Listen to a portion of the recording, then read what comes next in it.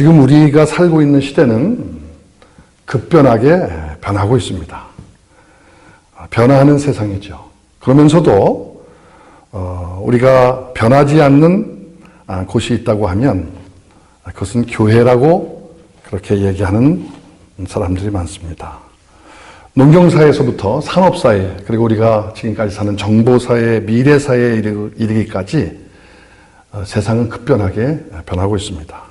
2012년 1월 그 라스베가스 세계 최대 전자제품 쇼가 열렸을 때 우리 한국의 삼성 이건희 회장이 이러한 얘기를 했습니다. The best, 최고를 만들지 않으려거든 모든 것을 부셔버려라. 이익을 추구하는 회사도 이렇게 변화하는 세계에 회사가 어떻게 대처해야 되는가를 강조하는 말일 것입니다. 우리가 교회가 변화하기를 늦게 그리고 진행되는 이유가 많은 것이 있지만 어떤 수많은 학자들 가운데 한 사람인 그 미국의 선교학자는 이렇게 이야기를 합니다. 교회가 본질을 잃어가고 있기 때문이다. 본질에 충성하면 또 본질에 최선을 다하면 교회는 변화할 수밖에 없다는 거죠. 어떤 건물 중심이라든지 외형적이라든지 성장주의, 과시주의, 물량 물질 그리고 성직자의 도덕적 타락 이런 것들이 하나님께서 끊임없이 교회의 사명을 가지고 일하게 하시는 하나님의 역사를 지연시키고 변화하는데 느린 속도의 그런 이유가 된다는 거죠. 오늘 디아스포라와 한국교회의 시대적인 사명을 우리가 함께 다루면서 선교의 한 4시대를 우리가 함께 짚어가 보려고 합니다. 첫째로 이곳에 많은 분들이 잘 아시다시피 선교의 그 시대 가운데 첫 번째 시대가 코스탈 미션 연안 선교 시대입니다. 1761년에서 1834년에 평신도들을 중심으로 해서 그 당시에는 배를 타고 멀리 떠나는 그러한 선교를 했습니다. 그리고 배를 바닷가에 정착해 놓고 깊이 들어가지 못하고 또 선교를 넓게 깊게 하지 못했을 때죠. 그래서 무슨 일이 일어나게 되면 또 다시 배를 타고 나오는 그 코스탈 미션 시대라고 합니다. 두 번째로 인랜드 미션 내지 내륙 선교를 우리가 볼 수 있습니다. 1832년, 1905년에 이 허드슨 테일러를 중심으로 해서 내륙 선교가 많이 발달됐습니다. 첫째 연안 선교 시대의 윌리엄 캐리의 그 주도적인 그런 시대에 비하면 조금 많이 진전된 그런 선교지요. 그래서 그 당시에 그 인랜드 미션이라고 하는 선교 단체가 많이 일어났습니다. 예를 들어서 아프리카 인랜드 미션 AIM, 수단 인랜드 미션 SIM, 또 차이나 인랜드 미션 CIM. 그래서 나중에 CIM은 OMF의 전신이 되는 것을 우리가 볼 수 있습니다. 세 번째로 선교의 한 시대는 미전도 종족 시대입니다. Unreached Mission Era라고 그 시대를 우리가 볼 수 있는데 카메룬 타인젠드라든지 바이블 트랜슬레이션 위클립, 또 도널드 맥가브란 박사 같은 또 찰스 스터드 웩, 폴 프레밍 이런 분들로 중심으로 해서 복음이 이제 많이 접근되지 않은 미전도 종족을 향한 그 시대가 바로 그러한 시대였습니다. 개인적으로 사실 제가 1985년에 한국에서 이제 파송을 받고 영국, 미국을 거쳐가지고 파푸아뉴기니아를 1991년도에 이렇게 가게 됐는데 파푸아뉴기니아 그 부족 언리치드 피플을 담당해서 성경 번역과 바이블 트랜슬레이션을 가졌던 그런 때도 미전도 종족 시대의 한 부분이고 시대였던 것을 보게 됩니다. 맥가브란 박사는 그 부족과 종족을 굳이 구분하자고 하면 두 가지의 다른 점을 이야기합니다. 첫째는 부족은 언어로 분류되고 종족은 피플 그룹은 사회적인 제도로 분류를 했습니다. 예를 들어서 인도의 언어의 장벽이 아닌 사회적인 카스트 제도를 통해서 소외적인 미전도 종족이 있다는 것을 발견하면서 그렇게 구분한 것을 보게 됩니다. 우리가 두 번째로 함께 접근해 볼 수 있는 것이 오늘 다루고자 하는 주제의 메인 중심이기도 한데 디아스포라의 신학에 대한 접근입니다. 우리가 함께 이 디아스포라는 말을 나중에 정의하겠지만 이 디아스포라의 신학은 1974년 7월 스위스 그 로잔에서 빌리그리안 목사님을 중심으로 해서 세계 복음화를 위한 로잔 대회로부터 이 디아스포라 미시올로지, 디아스포라 신학이 언급이 되었습니다. 150개국에 2,430여 명이 참여를 해서 로잔 선약을 발표하게 되었고 그 후에도 마닐라의 2차 대회, 또 2004년에 태국 파타야에서 130여 국의 대표들이 함께 모여서 선교 전략을 연구하고 이 디아스포라 선교에 대해서 함께 이야기를 나누는 것이 계속해서 오늘날까지 이루어지는 것을 보게 됩니다. 오늘 우리가 사도행전 8장과 야고보서 1장에 있는 말씀도 읽었지만 이 디아스포라라고 하는 말의 그 definition, 그 정의를 보게 되면 문자적으로는 이 헬라어의 합성어입니다. 흩어진 씨앗. 흩어진 씨앗이라고 하는 말인데 예수님 오신 이후에 예수님 부활하시고 승천하신 그 이후에 흩어진 유대인들을 가리켜서 먼저 일컬어진 말인데 여기 사도행전 8장 1절에도 예루살렘에 있는 교회에 큰 박해가 있어 사도 외에는 다 유대와 사마리아 모든 땅으로 흩어지니라. 그 내용을 기초로 해서 하나님 나라를 꿈꾸는 하나님 계획에 쓰임받는 하늘나라의 종자씨, 그런 하나님의 흩어진 백성들을 가리키는 말입니다.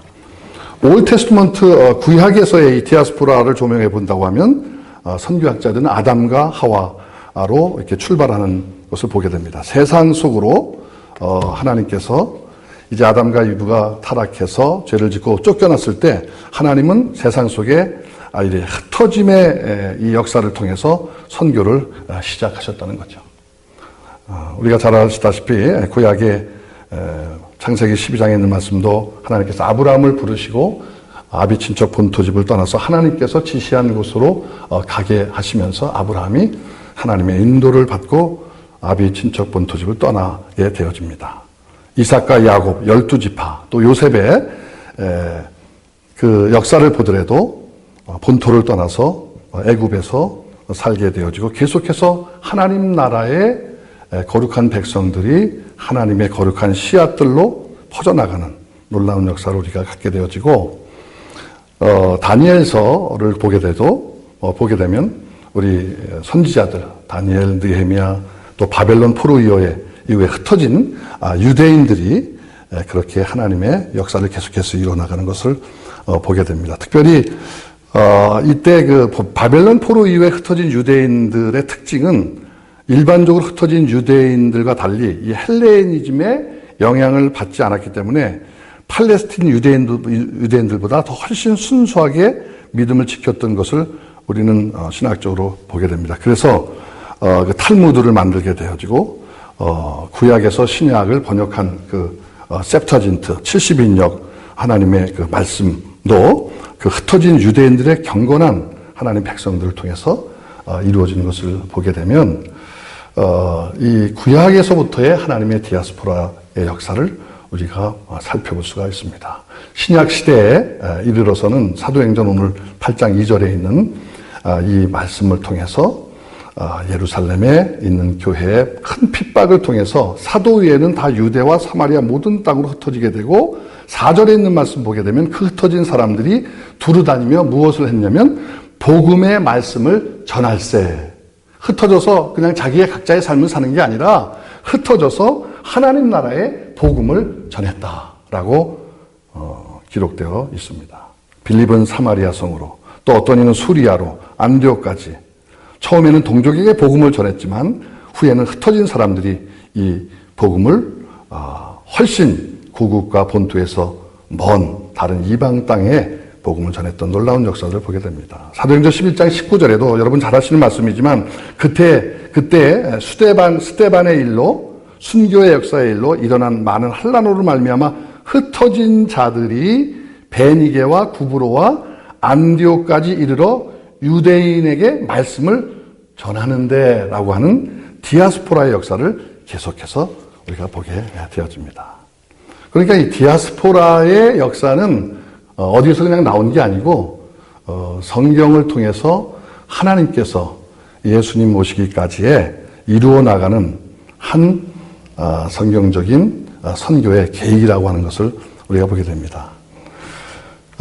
어떤 신학자는 예수님도 어렸을 때 헤롯의 칼을 피해서 애굽으로 피난하셨던 부모님의 품에서 디아스포라로 사신 것을 언급을 하면서 마태복음 2장 15절에 내 아들은 애굽에서 불러냈다라고 하는 선지자의 말씀을 이루려 함이라 라고 하면서 사실 그 예수님도 그 어렸을 때 애굽으로 피난하시고 공생의 기간 중에 그 고국을 떠나서 두로와 시돈 지방으로 오늘의 레바논입니다. 얼마나 그 베들레헴 예루살렘에서 먼 거리에 가시면서 복음을 전하셨던 것을 보게 되고 사마리아 성까지 가셨던 예수님의 발자취를 우리가 보게 됩니다. 초대교회 또 그 일곱 집사의 그 하나님의 말씀을 받고 교회에 위임받는 사람들도 3분의 2가 유대인이 아니었습니다. 우리가 아시다시피 또 12 사도들을 통해서 또 바울의 이방 선교로 부름받은 바울의 사역을 통해서 흩어져 나아가면서 계속 이 디아스포라의 역사가 오늘날까지 전개된 것을 보게 됩니다. 오늘 우리가 그 다음에 잠시 살펴보고자 하는 것은 세계 흩어진 우리 한인 디아스포라의 현황에 대해서 잠시 잠깐 이야기를 해보게 됩니다. 고국을 떠나서 그 다른 나라에 살게 되어지는 이유가 두 가지의 선교학 측면으로 우리가 보게 되는데 하나는 그 풀링 파워, 또 하나는 푸싱 파워로 이렇게 우리가 얘기를 합니다. 다시 말해서 자위로 내가 나갈 수밖에 없는 또 나가고자 하는 내 드림을 이루고자 하는 그 풀링 파워의 역사의 힘에서 나가든지 아니면 또 타이 강제로 나가게 되었든지 두 가지의 힘에 의해서 우리가 펼쳐지는 것을 보게 됩니다. 1860년에서 한 1900초의 그 한국 역사를 보게 되면 1903년에 최초의 7천여 명의 한국 사람들이 하와이 사탕수수밭으로 흩어지는 모습을 보게 됩니다. 또한 1905년에 1033명이 멕시코 유카탄 반도에 낯설고 문화도 다르고 언어도 다른 우리나라의 고국 땅을 떠나서 멕시코로 애니깽 농장에 흩어져 간 것을 우리가 한국 역사의 디아스포라로 한 획을 그었던 것을 통해서 잘 알 수가 있습니다. 1937년 연해주의 고려인들이 18만 명이 시베리아의 강제에 이송되어져서 우리 역사적으로 배고픔과 추위와 그리고 정말 수많은 그 아픔과 죽음의 역사를 통해서 그곳에서 일터를 가꾸었던 우리 민족의 역사를 이렇게 보게 되면 자의로 되었든지 타의로 되었든지 또 강제로 되었든지 어떠한 이유로 갔든지 간에 하나님께서는 그 속에 흩어진 하나님의 백성들을 통해서 하나님 나라를 확장해 나간다고 하는 것이죠.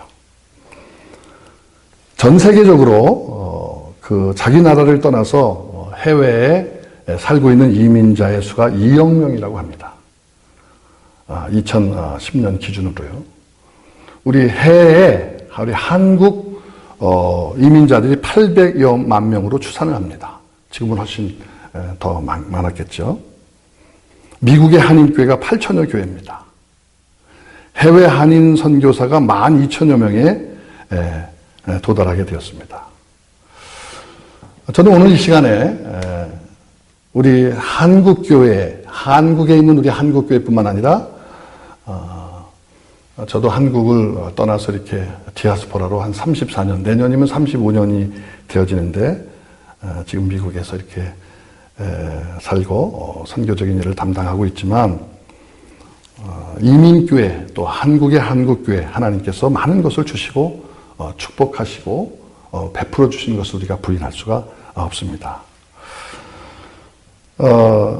특별히 우리 한국 그 디아스포라의 측면에서 한 가지 다른 나라와 좀 틀린 그 특징을 하나 본다고 하면, 물론 선교사님들이 한국에 와서 교회와 병원들을 세우고 처음에 선교의 기반을 닦은 것이 사실이지만, 또 그전에는 해외에 있는 한국 디아스포라에게 성경과 복음이 전달돼서 그들로 인해서 한국에 성경과 복음이 들어오게 되어진 이 역사도 배제할 수가 없는데, 1816년에 그 머리 맥스웰 영국 함선의 그 대령 그 함장이 한국을 이렇게 항해하다가 충남 서천 마량진 해안에 그 당시에 뭐 영어 성경이겠죠.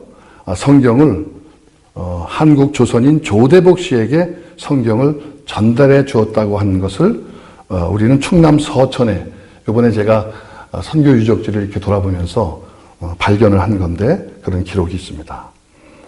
대원군의 세국 정치로 말미암아 스코틀랜드의 존 라스 선교사님이라든지 맥킨타이어 같은 선교사님들이 조선에 들어올 수 없었습니다. 그래서 그 중국에 이제 정착하고 있었을 때 이미 하나님께서 한국인 디아스포라를, 이민자를, 또 무역상을 중국에 보내셔가지고 인삼장사를 하게 하고 무역상을 하게 했는데, 이응찬, 백홍준, 이상하 또 그들의 도움으로 중국에서 한국말로 성경을 번역하는 그 성경의 최초 누가복음을 이제 번역해서 1882년에 출간해가지고, 이 누가복음 같은 경우는 서상윤이라고 하는 인삼 무역하는 그분이 이제 무역 인삼 그 짐에 숨겨가지고 15,000권을 조선인의 한국 땅으로 들어와서 그것을 전해주었던 그런 우리가 역사적인 기록이 있고요. 또 수신자 박영호, 또 외교관 이수정도 일본에서 미국 선교사들과 함께 거하면서 마가복음을 번역해서 그 성경을 한국으로 데려오는 그러한 역사는 바로 흩어진 하나님의 백성 디아스포라를 통해서 우리가 역사적으로 전개됐던 내용을 보게 되어집니다. 이 디아스포라는 하나님 나라의 종자씨입니다. 그래서 어떤 나라든지 어떤 민족이든지 하나님의 거룩한 역사와 계획과 목적을 이루시고자 하는 그 거룩한 사명 앞에 하나님께서 각 민족과 나라를 사용하시는 그런 역사를 보게 됩니다. 한 가지 오늘 이 시간에 짚고 넘어갈 것은, 무조건 외국에 그냥 이민으로 간 사람과 디아스포라의 특징과 다른 점 한두 가지를 말씀드리려고 합니다. 이민자들은 예를 들어서 우리가 한국에 살다가 미국이고 캐나다고 이민을 가지 않습니까? 그러면 보통 얘기하는 것이 누구의 꿈을 이제 이루기 위해서 가냐면 my dream, 내 꿈, 내 비전, 내 목표를 이루려고 이렇게 이민해 갑니다. 더 나은 자녀 교육이라든지 또 더 나은 나라에서 한번 아메리칸 드림을 펼쳐보고 싶다. 그래서 나가지 않습니까? 그것이 보통 이민자의 그러한 꿈입니다. 근데 디아스포라는 물론 그것도 포함되어 있지만 그것보다 훨씬 더 높고 깊습니다. 그것은 my dream이 아니라 God's dream, God's vision. my kingdom이 아니라 God's kingdom. 하나님 나라의 그 꿈을 위해서 살고 또 살아가고 있다는 것이죠. 보통 미국에 가서 내 꿈을 이룬다고 하면 세 가지 정도로 목표를 이루면 다 꿈을 이룬다고 이렇게 생각을 합니다. 자녀들이 좋은 대학에 들어가서 졸업해가지고 좋은 직장에서 일을 합니다. 그것이 하나의 꿈입니다. 또 영주권 시민권을 따서 불편 없이 살아갑니다. 그것이 하나의 또 꿈입니다. 그리고 얼마 지나서 열심히 일해서 내 집을 하나 장만하는 그것 정도로 마이 드림이 끝나요. 근데 우리가 그러한 목표로 우리의 삶이 끝난다고 우리는 하나님의 백성들로 우리가 그렇게 볼 수 없습니다. 하나님 나라와 영광과 그리고 하나님의 복음을 위해서 부름받은 우리들로서 우리는 세상적인 어떤 기본적인 그런 목표로 끝나는 것이 아니라 그 goal과 purpose는 다른데 내 꿈이 내 목표가 아니라 하나님의 purpose, 하나님의 거룩한 목적. 그것은 모든 백성이, 모든 민족이, 열방이 하나님 앞으로 나와서 예배하고 그리고 그들로 하여금 구원의 놀라운 역사를 이루신 하나님을 찬양하게 하는 그 모든 열방과 족속에 이르기까지 우리가 하나님의 영광을 위해서 쓰임받는 그것이 우리의 거룩한 목적이죠. 그 데이비 보시 선교학자는 그 미시오 데이 하나님의 선교에 있어서 선교를 이렇게 이야기를 합니다. 선교는 교회의 활동이나 어떤 부분적인 행동이 아니라 하나님이 세상을 향해서 나아가게 하시는 움직임 그 자체이다. 오늘 저는 이제 남은 한 10여 분 동안에 그러면 우리 한국교회가 한국이나 미국 한인교회나 전 세계 한국교회가 받은 축복과 시대적인 사명이 그러면 무엇인가라고 하는 것을 잠시 살펴보고자 합니다. 그 중국에서 태어나가지고 영국 옥스퍼드 대학에서 사회학 박사를 딴 오스 기니스 박사님의 소명이라고 하는 책에서 사람은 두 가지의 부르심이 있다 그렇게 열거를 했습니다. 하나는 1차 소명이 있고 2차 소명이 있는데 1차 소명은 그리스도께로부터 부름받음. 우리가 하나님 안에서 하나님의 자녀가 되고 또 회심을 통해서 회개를 통해서 하나님 앞에 나갈 때 그리스도께서 우리를 부르신다는 거죠. 그것이 1차 소명입니다. 2차 소명은 우리가 주님께 부름을 받았다고 하면 그 다음에는 우리가 삶의 현장에서 세상으로 나가서 거룩한 백성으로 예배의 삶을 살고 그리고 세상에 살고 있는 수많은 사람들을 하나님 앞으로 인도해야 되는 사명의 부르심이 있다는 거죠.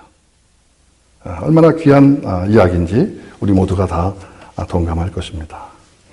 앞서 언급한 것처럼 전 세계 2억 명의 인구가 자기 나라를 떠나서 이민자 혹은 디아스포라로 살아가고 있다는 것입니다. 2010년 기준으로 우리 한국 사람도 800에서 1000만 명 이상의 한인이 해외 이민자 디아스포라로 살아가고 있습니다. 하나님의 한국교회의 수많은 은혜와 또한 귀한 축복을 우리가 허락해 주시고 우리가 받은 것을 잘 압니다. 교회사뿐만 아니라 우리 그 나라적으로도 1960년대 대한민국의 GNP가 64불 정도였습니다. 지금은 한 3만 5천 불로 육박하게 되어지죠.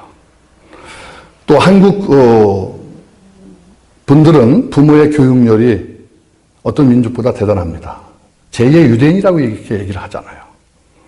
자식은 자신을 못 먹으면서도 자녀에게, 자식들에게 교육을 시키면서 2015년 미국의 1.5세 한인 2세들만 보더라도 정치, 경제, 사회, 문화의 다방면에 주류 사이에 한국 2세들, 1.5세들이 많은 활동하고 있는 것을 우리가 현저하게 미국 땅에서 볼 수 있습니다. 10대 최대의 교회가 대한민국에 위치하고 있습니다.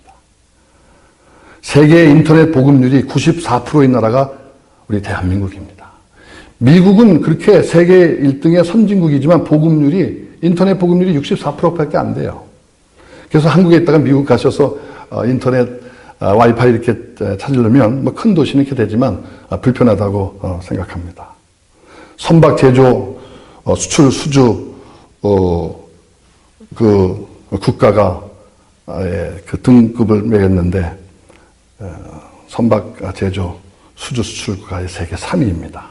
지하철, 철도, 공항의 스피드의 그러한 최고의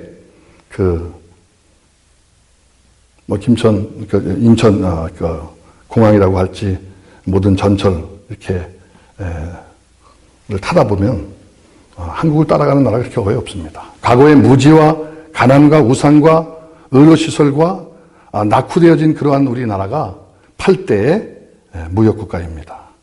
5만여 교회와 1000만 성도 교인들을 우리가 넘어가는 교회가 한국교회입니다. 한류의 영향을 받고 국가 수준의 세계 10대에 부강한 나라가 되었습니다. 선교 대상국에서 이제 선교 수출국가가 되었습니다.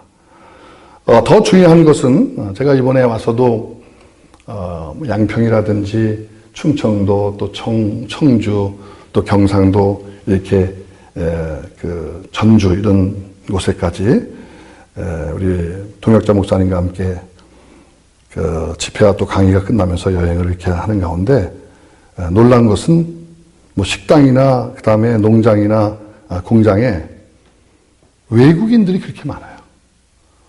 그래서 제가 반가워서 영어로 하려고 하면 그 친구들은 한국말로 합니다. 이제 바뀌어진 거예요.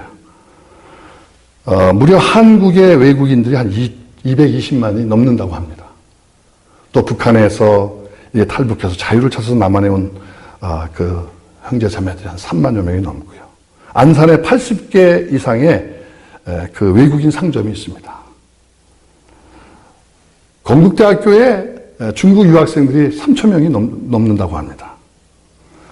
저는 오늘 짧은 시간을 통해서 이 말씀을 함께 우리 한국교회 성도들과 또 사랑하는 동역자들과 또 이 방송을 함께 듣는 또 보는 하나님의 거룩한 동역자들 또 형제 자매들과 함께 나누고자 하는 것은 결론적인 그런 이야기입니다. 우리가 예수 그리스도의 복음을 땅끝까지 전해야 됩니다. 멀리 가서도 전해야 됩니다. 그리고 예수님이 오시는 그날까지 모든 종족 열방 족속에까지 전해야 됩니다. 그런데 또 한 가지 디아스포라의 측면에서 우리가 볼 때 중요한 것은 우리가 그동안 선교하려고 했던 대상자들이 우리 옆에 와 있다는 것을 잊어버려서는 안 된다는 거예요. 한국에 하나님께서 220만 명의 이상의 해외 디아스포라 이민자들, 근로자들 어떠한 방법과 원인을 통해서든지 한국으로 보내주셨을 때에 우리가 그들을 한국교회가 놓쳐서는 안 된다는 거예요. 물론 미국의 한인 이민교회도 마찬가지예요. 미국에 여러분 캘리포니아에 230여 개의 언어 그룹이 있습니다. 필라델피아에 150개국의 나라의 언어 그룹의 종족들이 살고 있습니다. 우리 옆에 수많은 우리의 선교 대상자들이 와 있다는 거예요.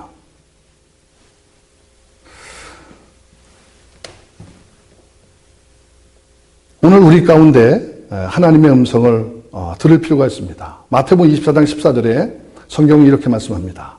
이 천국 복음이 모든 민족에게 전파될 것인데 전파된 후에야 그때서 끝이 오리라. 그러니까 하나님의 복음의 전달성과 전파와 그리고 예수님의 오심은 우리가 언제 오실지 정확히 모르지만 밀접한 관계가 있다고 하는 것입니다. 많은 선교학자들이 세계에 12,000 언어 종족이 있고 6천여 언어 그룹이 복음이 전달됐는데 지금 3천여 부족들이 제가 91년에 그 정도 얘기했으니까 한 2천여 이제 언어 그룹이 교회가 없거나 선교사가 없거나 성경이 없는 복음이 전달되지 않은 곳인데 이제 급속도로 또 빨리 복음이 전파되고 있는 가운데 오늘 우리가 이 시간에 꼭 기억해야 될 것은 하나님께서는 디아스포라에 흩어진 하나님의 백성들을 통해서 거룩한 하나님의 역사를, 구원의 역사를 이루어 가고 있다는 것입니다. 끝으로 여러분에게 묻습니다. 우리의 그럼 선교지는 어디입니까? 언제 선교해야 되고 복음을 전해야 됩니까? 그것은 영어로 here and now입니다. 바로 내가 서 있는 곳, 바로 지금 현재 이때가 바로 선교, 전도, 예수님의 복음을 전해야 될 때고 그리고 내가 서 있는 곳이 선교지입니다. 다시 말해서 전통적인 그런 교회의 모습, 교회 안에서만 예배를 드리고 교육을 하고 봉사를 하고 친교를 나누는 이것이 이제는 두 번째 부르심 앞에서 우리가 세상에 나가서 있을 때 예배드리고 나아가서 목사님에게 축도를 받고 나아가서는 전도자의 선교자적인 삶을 우리 가정과 직장과 우리가 사는 학교와 우리의 사는 일터 속에서 함께 사명을 감당하고 그들도 하나님 앞에 나와서 예배하고 하나님의 거룩한 영광을 찬양하고 구원의 기쁨을 나눌 수 있도록 우리가 이제는 세상 속에 들어가서 하나님 앞으로 그들을 인도하는 그러한 선교사적인 전도자적인 삶을 목사님과 전도사님들만 하는 것이 아니라 성도님들 한 분 한 분 우리 모두가 흩어진 디아스포라로서 하나님의 종자씨들로서 이 복음을 주님이 오시는 그날까지 증거하고 전해야 된다는 것입니다. 짐 엘리엇의 이 이야기를 나누고 말씀을 마치려고 합니다. 절대 잃어서는 안 되는 것을 얻은 사람, 또한 자기가 계속 가지고 있을 수 없는 것을 내어주는 자는 결코 어리석은 자가 아니다.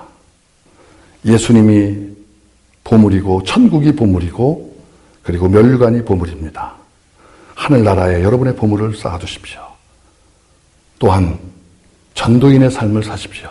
흩어진 디아스포라의 삶으로 우리의 일차원적인 의식주의 삶으로 우리의 목표를 정하지 말고 하나님 나라와 하나님 영광을 위하여 그의 나라와 그의 의가 우리의 목적과 비전임을 깨닫고 흩어진 디아스포라의 삶으로 어디에 있든지 주님 오시는 그날까지 복음을 전하며 사는 여러분과 제가 되기를 주님의 이름으로 간절히 축원합니다.